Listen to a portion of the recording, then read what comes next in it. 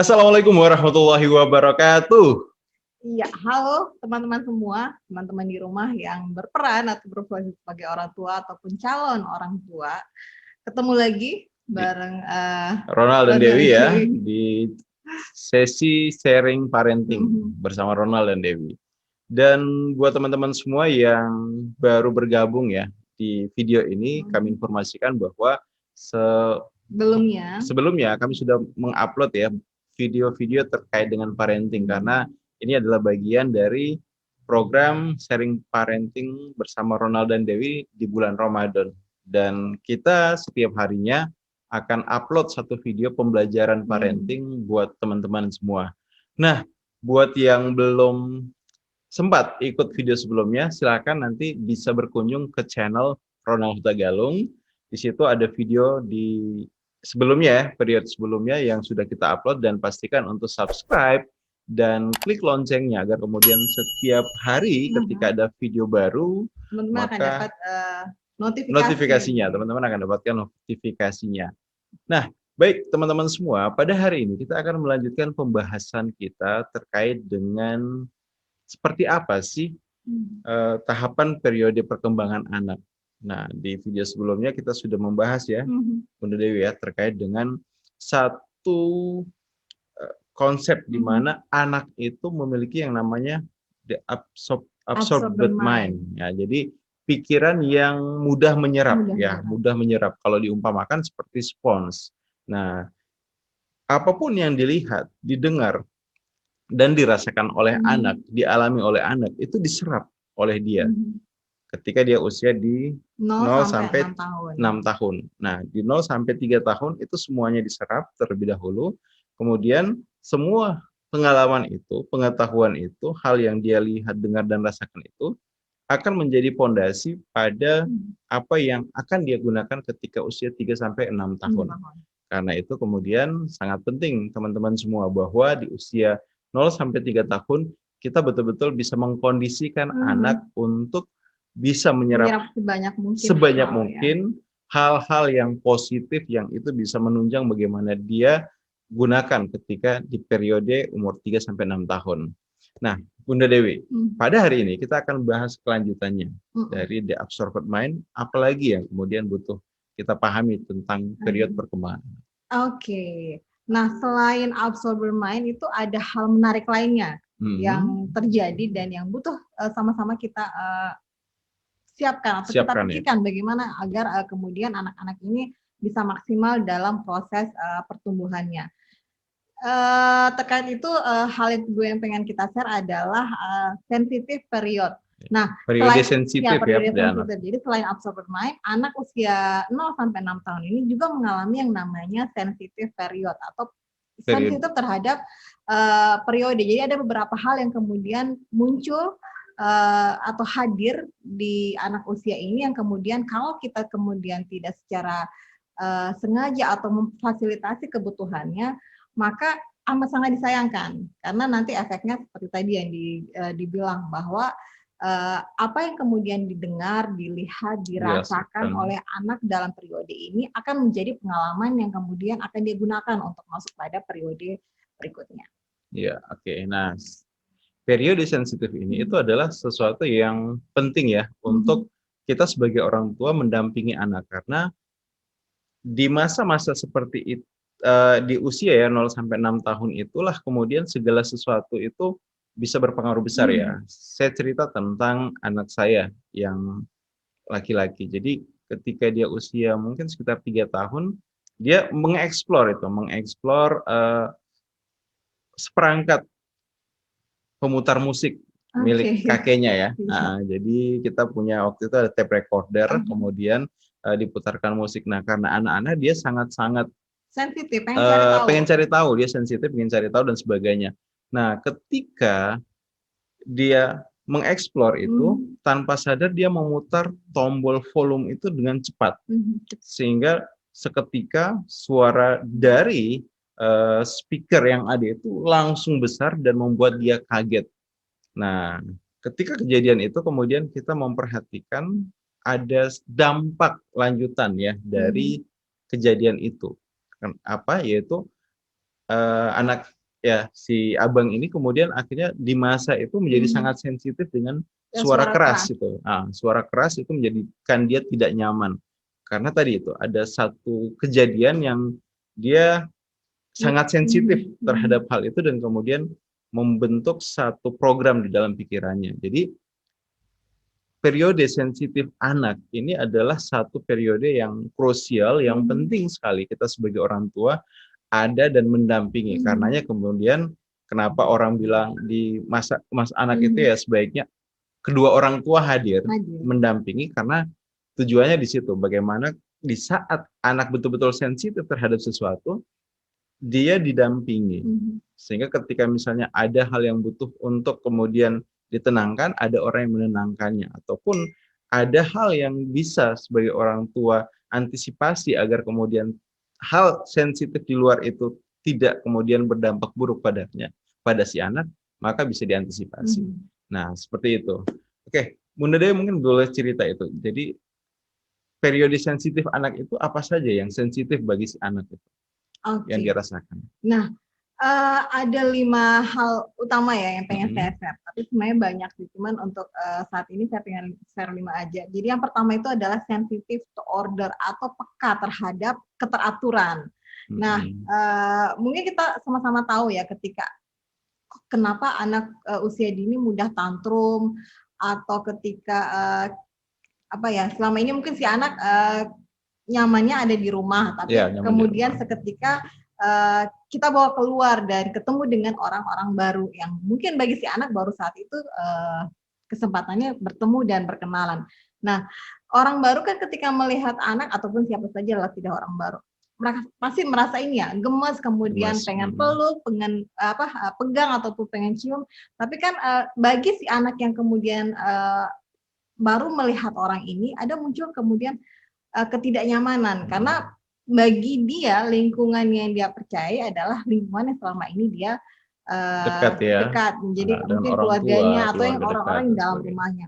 Maka ketika itu kita paksakan terjadi saat itu, ketika orang baru ini kemudian memaksa ingin memeluk si anak, yang muncul biasanya si anak berontak. Tidak mau, mungkin sampai menangis. Nah, kasus lainnya adalah misalkan ketika si anak yang biasanya bangun paginya itu tidak pagi ya, mungkin kita biasakan dia bangun jam 9 atau bahkan jam 10, kemudian tiba pada masa dia harus sekolah, atau sekarang kan banyaklah kelas-kelas bermain untuk anak yang itu ada juga di jam-jam pagi. Nah, ketika si anak itu kita paksa bangun di luar kebiasaannya, maka ketidaknyamanan yang muncul dengan cara tantrum tadi. Maka karena yang dia pelajari adalah jam tidur atau jam bangun dia itu bukan di jam itu. Kok kenapa saya dibangunkan lebih awal? Jadi seperti itu. Nah, itu pertama, sensitive to order. Yang kedua ada namanya sensitive to environment. Jadi anak ini sebenarnya peka terhadap lingkungan. Nah, kita mungkin sering mendapati ya ketika mungkin kita sedang melakukan sesuatu kemudian atau menyapulah di rumah, kemudian tiba-tiba si anak dengan sukarela menawarkan bantuannya, atau minta dipinjamkan sapu untuk dia gunakan. Nah, kita sebagai orang dewasa yang mungkin juga saat itu terburu-buru dan kalau beranggapan kalau si anak juga ikut serta, maka pekerjaan bisa jadi lama atau mungkin berantakan yang tadinya sudah kita sapu jadi kotor kembali. Nah, kita sebagai orang dewasa saat itu biasanya, kamu duduk saja, kamu main saja, kamu diam saja, biar ini mama yang kerjakan. Padahal sebenarnya ini penting karena memang mereka masih sensitif dengan di periode ini. Jadi itu kebutuhan yang naluriah muncul dari mereka.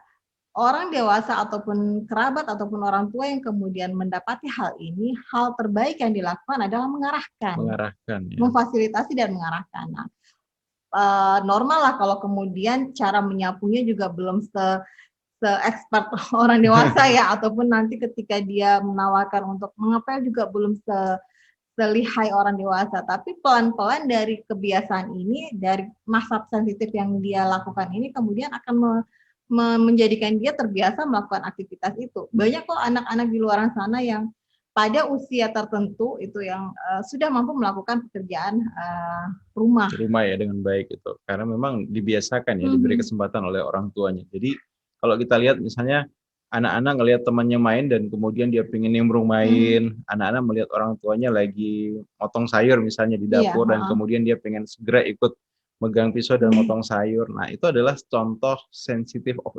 environment-nya. Iya. Jadi dia sensitif dengan lingkungan sekitar yang membuat dia merasa terpanggil dan kemudian ikut serta di dalamnya. Dan ya betul, orang tua butuh untuk kemudian punya strategi ya, sehingga ketika ada dorongan itu, kita bukan kemudian mematikan, Membatasi ya, membatasi, tapi kemudian malah memanfaatkan dorongan itu, kepekaan dia terhadap lingkungan untuk membuat dia jadi mahir sesuatu, jadi mampu sesuatu.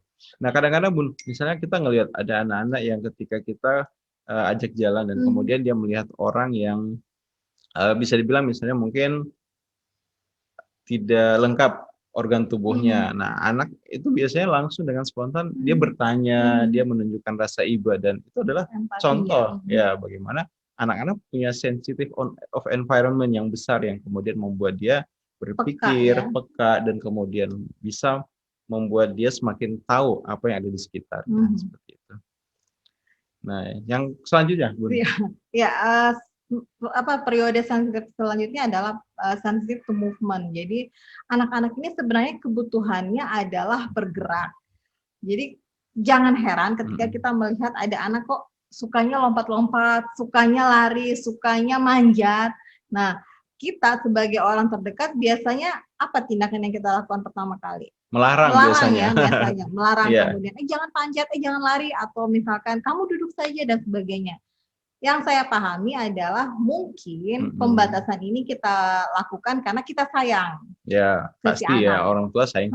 Apalagi oma opa ya, sangat sayang dengan anaknya. Gitu. Takut kemudian atau khawatir kemudian terjadi apa-apa dengan si anak. Nah, tapi kalau kemudian pembatasan ini terus kita lakukan, ada hal menarik yang kemudian terjadi sebagai impact ya dari pembatasan itu. Si anak kemudian akhirnya tidak punya kemampuan untuk kemudian mengeksplor indera motoriknya, indera pergerakannya. Jadi karena memang ini masih di masa kebutuhannya dia untuk bergerak. Kalaupun yang kita khawatirkan adalah terjadi sesuatu dengan dia, maka kita siapkan lingkungannya agar kemudian kalau dia manjat atau kemudian kalau dia lari itu meminimalisirlah terjadinya hal-hal yang kita tidak inginkan. Misalkan ketika dia sedang lari-lari di dalam rumah, ya yang kita lakukan adalah bukan kemudian meminta dia duduk diam saja, tapi kita perhatikan, kita pastikan bahwa lantai yang dia gunakan untuk lari itu tidak licin misalkan, atau tidak ada benda-benda tajam yang kemudian akan membuat kakinya terluka dan sebagainya. Jadi lebih ke situ saja, bukan kemudian membatasi ataupun mematikan kebutuhan ini, tapi bagaimana kita bisa memfasilitasi dengan menyiapkan lingkungan yang sebaiknya seperti apa.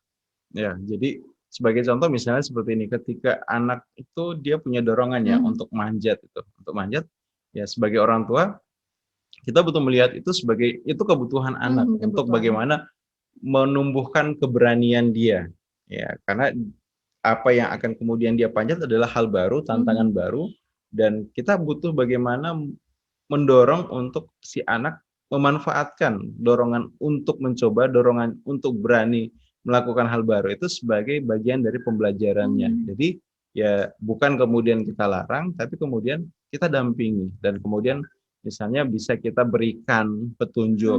Oke, adik panjatnya yang aman ya, pegangannya yang kuat ya, kemudian misalnya kakinya yang kokoh ya dan sebagainya. Dengan cara itu anak akhirnya bisa paham itu. Kalaupun dia misalnya harus memanjat sesuatu, apa yang harus dia lakukan. Nah, jadi misalnya pegangan yang kuat, kemudian kakinya dipijakan dengan benar, itu akan membuat anak jadi paham, bahwa sebenarnya tantangan apapun yang ada di hadapan itu tidak masalah untuk kemudian dia eksplor. Yang paling utama adalah dia tahu caranya bagaimana melakukannya dengan benar, dan pendampingan orang tua akan sangat membantu pada si anak untuk memahami hal itu. Nah, berkaitan dengan sensitive to movement ya, Bun ya. Jadi ya memang kalau misalnya kita lihat anak-anak senang lari, senang lompat, senang misalnya guling-guling, salto dan sebagainya, itu adalah hal yang menjadi naluriah dia itu. Karena di momen dia bergerak tadi itu sebenarnya dia sedang membangun sesuatu di dalam dirinya. Itu ada banyak hal yang dia bangun dalam dirinya. Kalau secara fisik berarti dia membangun keseimbangan diri, kemudian dia membangun kekuatan otot motoriknya ya, baik motorik kasar maupun halus. Kemudian dia melatih fokusnya ya. Jadi kadang-kadang misalnya ada anak yang suka men-challenge dirinya untuk naik di jungkat-jungkit ya. Nah, itu sebenarnya adalah untuk melatih fokus dia bagaimana kemudian dia tidak jatuh atau terjungkal. Nah, itu secara fisik itu manfaatnya di situ dan ini akan sangat baik buat si anak ke depannya. Karena kalau kita lihat misalnya ada kecenderungan ya, ayah bunda ya, di generasi yang sekarang-sekarang ini cenderungnya kalau kita ngelihat secara fisik anak-anak yang sekarang itu hampir sebagian ya, saya tidak bilang seluruhnya, hampir sebagian itu kurang cekatan dibandingkan dengan kita-kita dulu ya, kurang cekatan, kurang keseimbangan, kurang gesit, kurang tangguh gitu.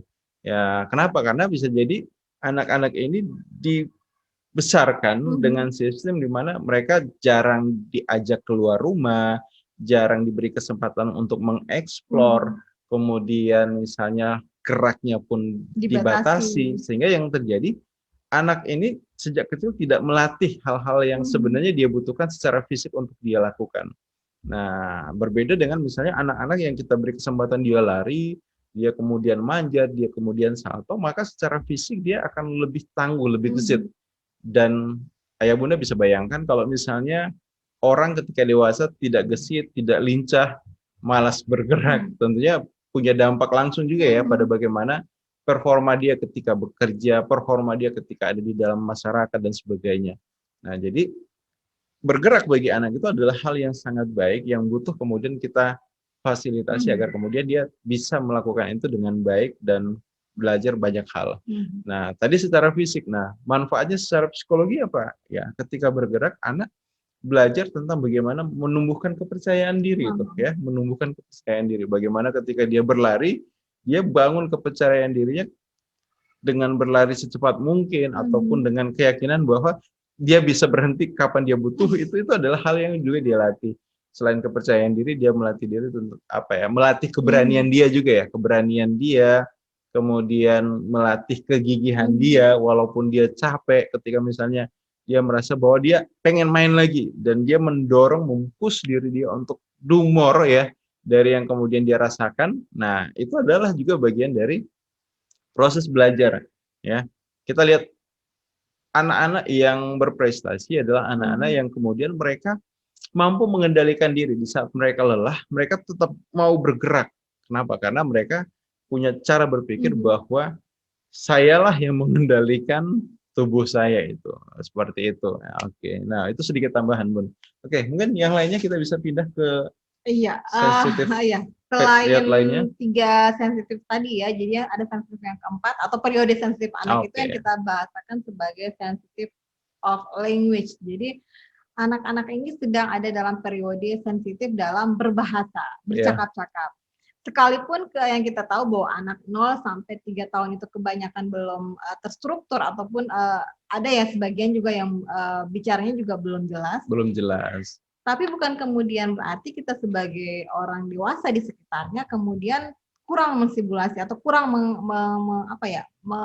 mengajaknya untuk bercakap-cakap dengan asumsi tadi bahwa si anak belum paham, si anak bicaranya juga belum jelas, si anak juga belum banyak kosakata.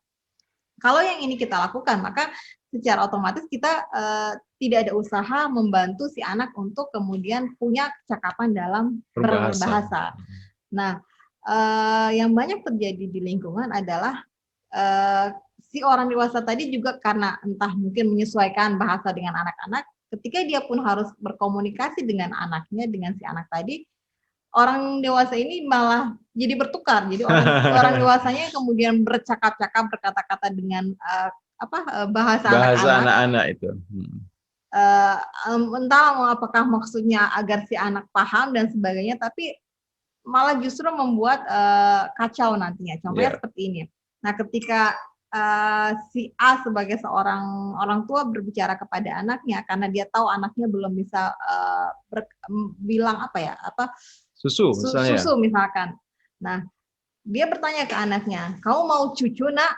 Susu yang harusnya dilafalkan dengan susu dengan benar, itu malah dirubah digantilah dengan kata cucu. Dengan asumsi tadi, mungkin si anak belum bisa mengucapkan kata S. Ya iya benar sih, mungkin di periodenya atau di usianya si anak belum bisa melafalkan huruf S dengan benar.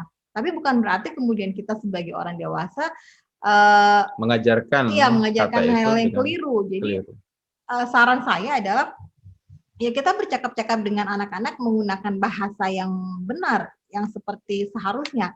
Walaupun saat itu si anak belum bisa dengan benar melafalkannya, tapi yang saya tahu adalah si anak ini sedang dalam periode mengumpulkan pengalaman, mengumpulkan kosakata yang kemudian satu saat ketika dia butuhkan atau ketika dia masuk pada periode yang sudah punya kemampuan melafalkan, dia pasti akan menggunakan kata-kata ini. Itu. Jadi seperti itu. Nah, ini nanti akan berkaitan juga dengan the absorbed mind gitu ya. Jadi bagaimana kemampuan anak menyerap informasi itu. Nah, kecerdasan anak di dalam berbahasa itu sangat ditentukan oleh bagaimana interaksi dia dengan lingkungan. Jadi ketika misalnya anak mendengarkan lingkungannya menggunakan kata-kata tertentu, maka secara otomatis itu yang akan kemudian terserap ya di dalam otaknya dan kemudian dia akan gunakan itu di kemudian hari. Inilah kenapa kemudian sebenarnya kalau ada anggapan orang bahwa belajar bahasa Inggris itu hal yang sulit, hal yang mustahil dilakukan, sebenarnya tidak juga. Karena memang tidak ada DNA khusus ataupun orang hanya orang dengan misalnya keturunan tertentu saja yang bisa berbahasa Inggris. Bahasa asing itu adalah bahasa itu adalah sesuatu yang diserap oleh otak kita dan kemudian digunakan untuk kemudian dimanfaatkan saat berkomunikasi. Nah, jadi misalnya nih contoh ya, kita sebagai orang Indonesia asli, kalaulah kemudian kita dilahirkan di luar negeri ataupun ketika kecil kita di luar negeri dan setiap hari yang kita dengarkan adalah bahasa asing, maka sebenarnya dengan secara natural ya, alami kita akan bisa. Nah, itu juga yang terjadi dengan anak-anak kita. Penting ayah bunda untuk kita memastikan bahwa anak-anak kita itu dikelilingi oleh orang-orang yang mampu mengajarkan dia cara berbahasa yang baik, cara berbahasa yang benar.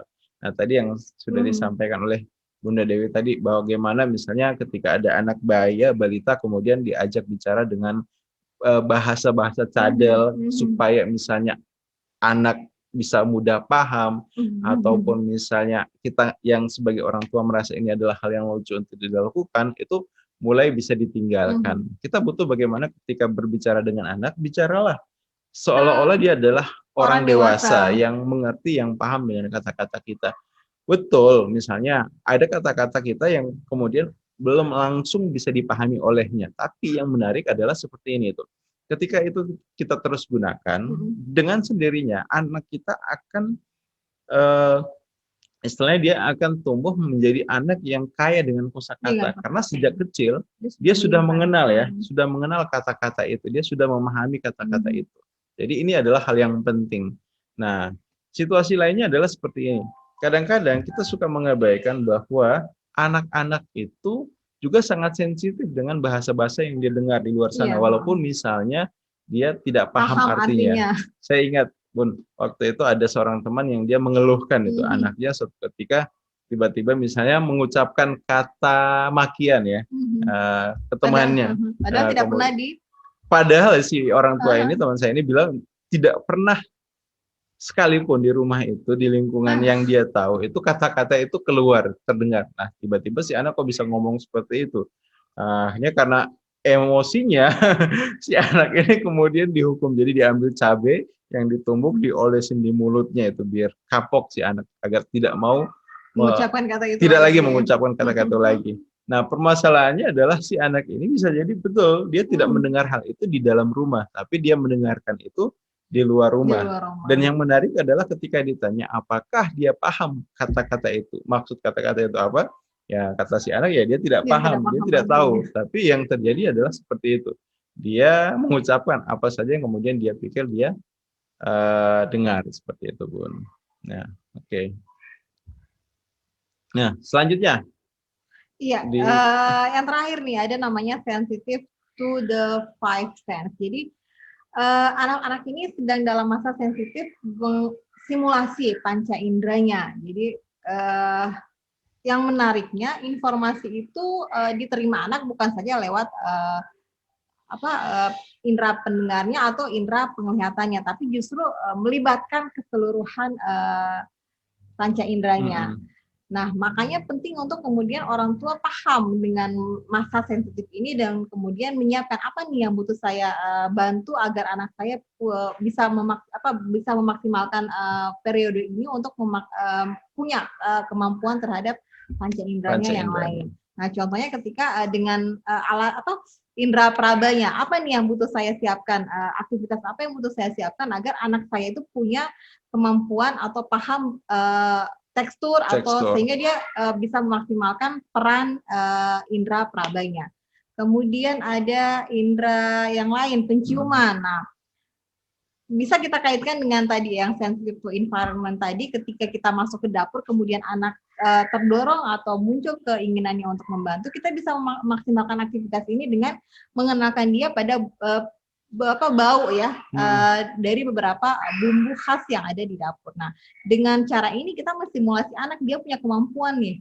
Oke, ini bau merica, ini bau jeruk, ini bau apa ya? Nah, kemudian dia punya pengalaman itu yang kemudian dia simpan sehingga satu waktu dia akan ketemu lagi dengan itu dan akan dipanggil bahwa oke, bau merica itu seperti ini, bau cuka itu seperti ini, dan sebagainya. Jadi butuh sih sebenarnya kemudian bukan saja kemudian kita mensimulasi atau memfasilitasi indera pendengar, penglihatan anak, tapi juga melibatkan seluruh indera anak. Seperti ya. Jadi di masa periode emas anak itu penting untuk kita bisa mendampingi anak, khususnya bagaimana mengoptimalkan dia belajar dari kelima inderanya. Ya, seperti itu. Baik teman-teman semua, jadi itu beberapa bahasan kita terkait dengan bagaimana mengoptimalkan anak di masa periode ya, kepekaannya dia ya, period of sensitifnya tuh. Sensitive of sensitif periode sensitifnya. Oke, seperti itu. Nah, baik teman-teman semua, terima kasih ya buat sudah ikut bersama kami di sesi ini dan semoga kita bisa ketemu lagi di video selanjutnya. Terima kasih, saya Ronald Tagalung. Saya Dewi Rahmawati, sampai ketemu. Wassalamualaikum warahmatullahi wabarakatuh.